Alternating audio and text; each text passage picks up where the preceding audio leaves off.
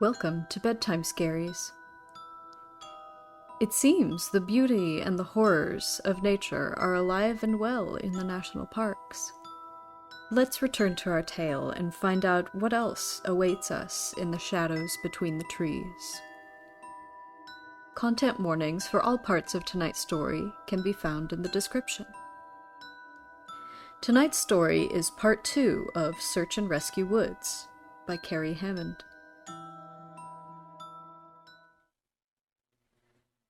So I logged back on tonight and was blown away by the staggering amount of interest this seems to have generated. First off, I'll address a few things that you guys have brought up.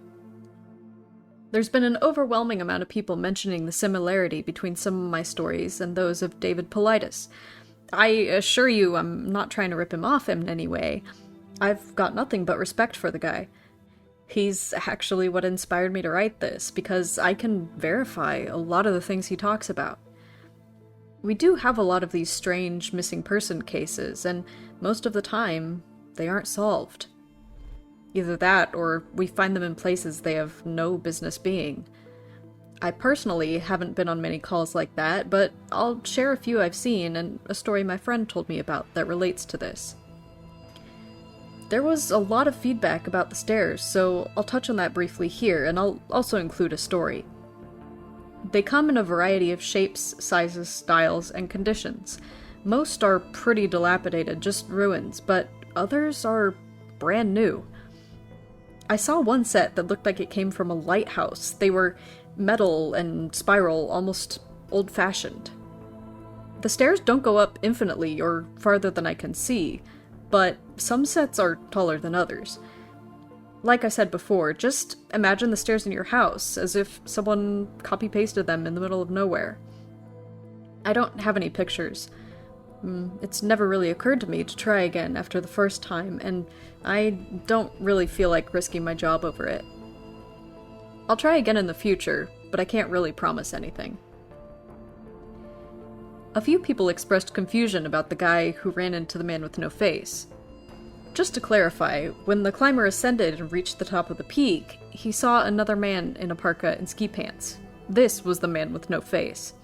Sorry about the confusing wording of that story. I'll try to avoid it in the future. Alright, on to the news stories. As far as missing persons go, I'd say about half the calls I get are related to that. The others are rescue calls. People who fall down cliffs and hurt themselves, get injured by fire. You won't believe how often this happens. Mostly drunk kids. Get bitten or stung by animals or insects, etc. We're a tight team, and we have veterans who are excellent at finding signs of lost people. That's what makes these cases where we never find any trace of them so frustrating. One in particular was upsetting for all of us because we did find a trace of them, but it just led to more questions than answers.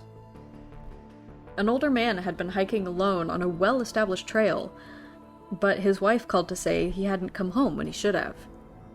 Apparently he had a history of seizures, and she was worried that he hadn't taken his medication and suffered one out on the trail. Before you ask, I have no idea why he thought it was okay to go alone, or why she didn't go with him. I don't ask that kind of thing, because past a certain point, it really doesn't matter. Someone is missing, and it's my job to find them. We went out in standard search formation, and it wasn't long before one of our vets found signs that the guy had gone off the trail. We grouped up and followed him, spreading out in a fan to make sure we were covering as much ground as possible. Suddenly, a call comes over the radio telling us all to head back to the vet's location. And we come right away, because this usually means the missing person is injured and we need a full team to help them get out safely. We meet back up, and the vet is just standing at the base of a tree with his hands on the sides of his head. I ask my buddy what's going on, and he points up into the branches of the tree. I almost couldn't believe what I was seeing, but there's a walking stick dangling from a branch at least 30 feet off the ground. The little strap thing on the handle has been looped around the branch and is just hanging there. There's no way the guy could have tossed it up that far, and we don't see any other signs that he's still in the area. We call up into the tree, but it's obvious no one's in it. We're all just sort of left scratching our heads. We keep searching for the guy, but we never find him. We even bring our canines out, but they lose his scent long before this tree. Eventually, the search is called off, because there are other calls we have to attend to, and past a certain point, there's just not much we can do. The guy's wife calls us every day for months afterwards, asking if we found her husband, and it was heartbreaking to hear her get more and more hopeless each time. I'm not sure why this call in particular was so upsetting, but I think it was just the sheer improbability of it. That and the questions that were raised. How the hell had this guy's cane ended up there? Did someone kill him and toss that up there as some sort of weird trophy? We did our best to find him, but it was almost like a taunt. We still talk about that one from time to time. Missing kids are the most heartbreaking. Doesn't matter what circumstances they go missing under. It's never easy, and we always dread the ones we find deceased. It's not common, but it does happen. David Paulides talks a lot about kids SAR teams find in places they shouldn't be, or couldn't be. I can honestly say I've heard about this kind of thing happening more than I've seen it, but I'll share one of the ones that I think about a lot that I witnessed personally. A mother and her 3 kids were out for a picnic in an area of the park that has a small lake. One is 6, one is 5, and the other is about 3. She's watching them all really closely, and according to her, she never lets them out of her sight at any time. She never saw anyone else in the area either, which is important. She packs their stuff up, and they start to head back to the parking area. Now, the lake is only about 2 miles into the woods, and it's on a very clearly established trail. It's almost impossible to get lost getting from the parking area to it, unless you're deliberately going off the path, like an imbecile. Her kids are walking in front of her, when she hears what sounds like someone coming up the path behind her. She turns around, and in the 4 or so seconds she's not looking, her 5-year-old son vanishes. She figures he's stepped off the trail to pee or something, and she asks her other 2 kids where he went. They both tell her that a big man with a scary face came out of the woods next to him, took the kid's hand, and led him into the trees. The 2 remaining kids don't seem upset. In fact, she says later that it seems like they've been drugged. They're sort of spacey and fuzzy. So of course she freaks out and starts looking frantically in the area for her kid. She's screaming his name, and she says at one point she thinks she heard him answer her. Now obviously, she can't go blindly running into the woods. She's got the 2 other kids. She calls the police, and they send us out immediately. We respond, and we start the search for him. Over the course of this search, which spans miles, we never find a single trace of the kid. Canines can't pick up any scent, and we couldn't find any clothing or broken bushes or literally anything that would signify a child being there. Of course, there's suspicion on the mother for a while, but it's pretty clear she's completely destroyed by the whole thing. We look for this kid for weeks with a lot of volunteer help, but eventually the search peters out and we have to move on. The volunteers keep searching though, and one day we get a call on the radio letting us know that a body has been found and needs to be recovered. They tell us the location, and none of us can believe it. We figure it has to be a different kid. But we go out there, about 15 miles from the site where he vanished, and sure enough, we find the body of the kid we've been looking for. I've been trying to figure out how this kid got where he did ever since we found him, and I've just never come up with an answer. A volunteer just happened to be in the area because he figured he might as well look in a place no one else would think to, on the off chance the body had been dumped. He comes to the base of a tall, rocky slope, and halfway up, he sees something. He looks through his binoculars, and sure enough, it's the body of a little boy, stuffed in a little opening in the rock. He recognizes the color of the kid's shirt, so he knows right away it's the missing boy. That's when he calls it in, and we're dispatched. It took us almost an hour to get his body down, and none of us could believe what we were seeing. Not only was this kid 15 miles from where he started, but there was no possible way he could have gotten up there on his own. This slope is treacherous, and it's hard for even us with our climbing gear. A 5-year-old boy had no way of getting up there, of that I'm certain. Not only that, the kid doesn't have a scratch on him. His shoes are gone, but his feet aren't damaged or dirty. So it wasn't as if an animal dragged him up there. And from what we can tell, he hadn't been dead for long. He'd been out there over a month at that point, and looked like he'd only been dead for, at most, a day or two. The whole thing was unbelievably strange, and was one of the most disconcerting calls I've ever been on. We found out later that the coroner determined the kid had died from exposure. He'd frozen to death, probably late at night 2 days before he found him. There were no suspects and no answers.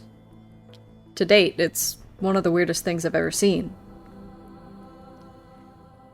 One of my first jobs as a trainee was search op for a 4-year-old kid that had gotten separated from his mom. It was one of those cases where we knew we were going to find him because the dogs were on a strong scent trail, and we saw clear signs that he was in the area. We ended up finding him in a berry patch about half a mile from where he'd last been seen. The kid wasn't even aware that he'd wandered that far. One of the vets brought him back, which I was glad for because I'm really not good with kids. I find it hard to talk to them and keep them company. As my trainer and I are headed back, she decides to take me on a detour to show me one of the hot spots where we tend to find missing people. It's a natural dip in the land near a popular trail, and people will usually move downhill because it's easier. We hike out there, it's a few miles away, and we get there in about an hour or so. As we're walking around the area and she's pointing out places she found people in the past, I see something in the distance. Now, this area we're in is about 8 miles from the main parking area, though there's back roads you can take to get closer if you don't want to hike that far. But we're on state-protected land, which means there can't be any kind of commercial or residential development out there. Most you'll ever see is a fire tower or makeshift shelter that homeless people think they can get away with building. But I can see from here that whatever this thing is has straight edges, and if there's one thing you learn quickly, it's that nature very rarely makes straight lines. I point it out, but she doesn't say anything. She just hangs back and lets me wander over and check it out. I get within about 20 feet of it, and all the hair on the back of my neck stands up. It's a staircase, in the middle of the fucking woods. In the proper context, it would literally be the most benign thing ever. It's just a normal staircase with beige carpet, about 10 steps tall. But instead of being in a house, where it obviously should be, it's just out here, in the middle of the woods. The sides aren't carpeted, obviously, and I can see the wood it's made of. It's almost like a video game glitch, where the house has failed to load completely and the stairs are the only thing visible. I stand there and it's like my brain is working overtime to try and make sense of what I'm seeing. My trainer comes and stands next to me, and she just stands there casually, looking at it as if it's the least interesting thing in the world. I ask her what the fuck this thing is doing here, and she just chuckles. "You get used to it, rookie. You're gonna see a lot of them."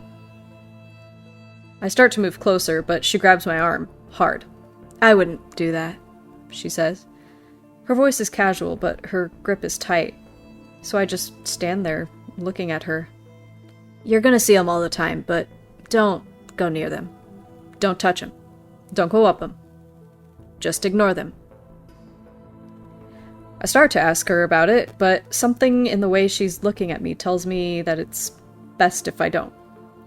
We end up moving on, and the subject doesn't come up again for the rest of my training. She was right, though. I'd say about every 5th call I go on, I end up running across a set of stairs. Sometimes they're relatively close to the path, maybe within 2 or 3 miles. Sometimes they're 20, 30 miles out, literally in the middle of nowhere, and I only find them during the broadest searches or training weekends. They're usually in good condition, but sometimes it looks like they've been out here for miles.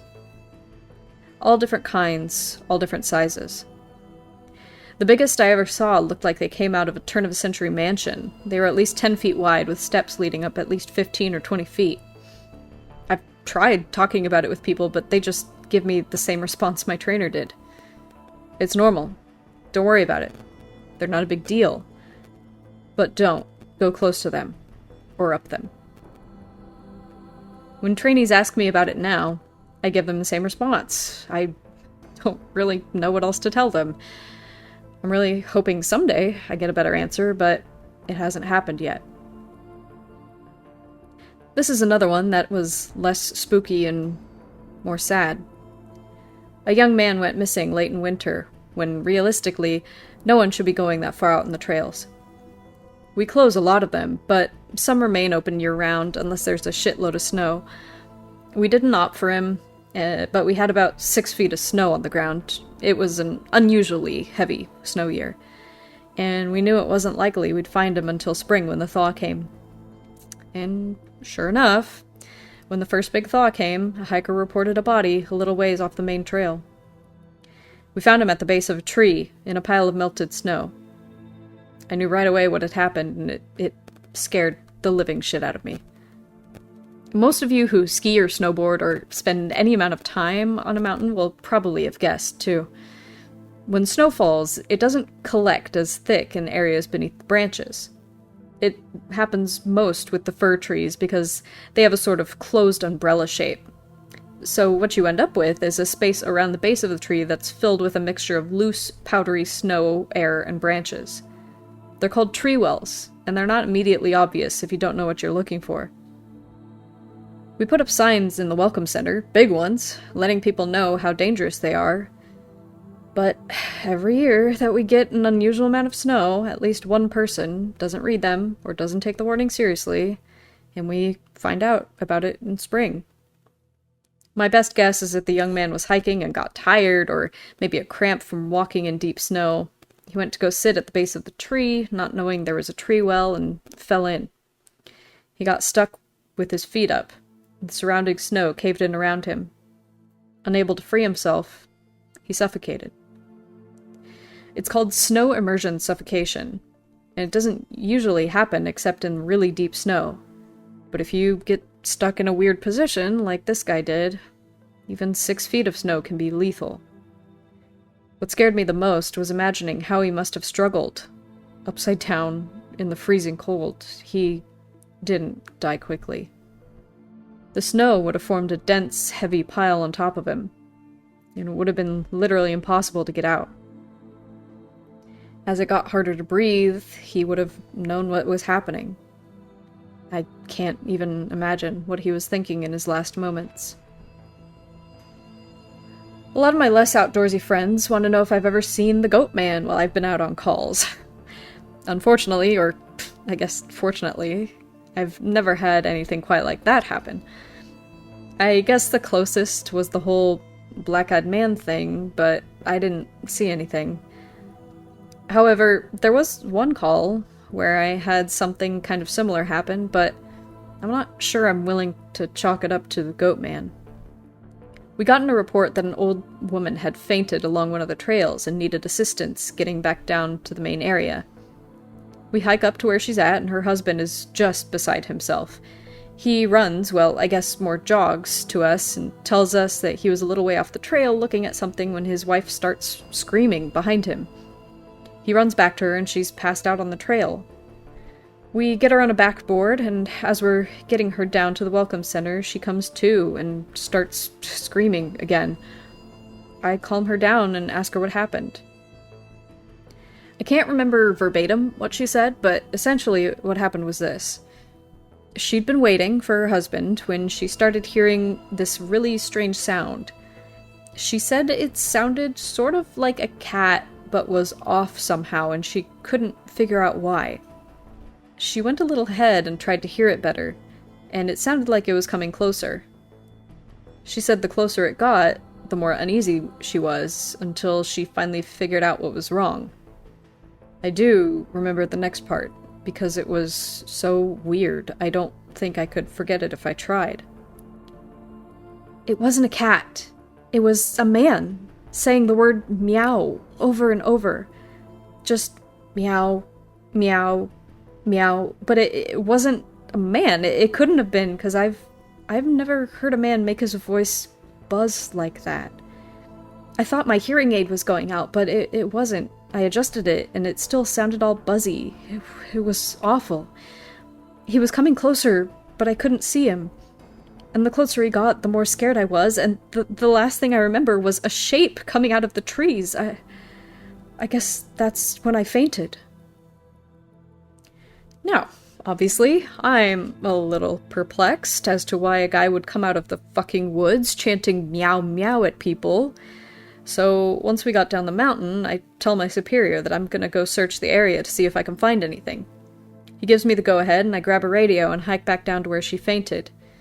I don't see anyone, so I keep going about a mile more, and when I head back, I go off the trail to see if I can figure out where she saw him coming from. It's almost sunset by this point, and I don't have any desire to be out at night alone, so I just write it off and make a mental note to check it out again tomorrow. But as I'm heading back, I start to hear something in the distance. I stop, and I call out for anyone in the immediate area to identify themselves. The sound didn't come closer or get louder, but it sounded exactly like a man saying meow, meow, in this really odd monotone. As comical as it makes it sound, it was almost like that guy on South Park with the electrolarynx, Ned. I go off the trail in the direction I think it's coming from, but I never seem to get closer. It's almost like it's coming from all directions. Eventually, it just sort of fades out, and I ended up going back to the Welcome Center. I didn't get any further reports like that, and even though I went back to that area, I never heard that exact sound again. I suppose it could have been some stupid kid out here fucking with people, but even I have to admit that it was weird. So this kind of turned into a massive wall of text, and for that I apologize. I wanted to get to the stories my friend told me, and he does have some good ones, so I'll post those tomorrow evening. I also have a few more of my own I think you guys will like. I'm sorry to keep you all in suspense again. Hopefully the stories here make up for it and help you get through the next 24 hours until I can post again. Sleep tight.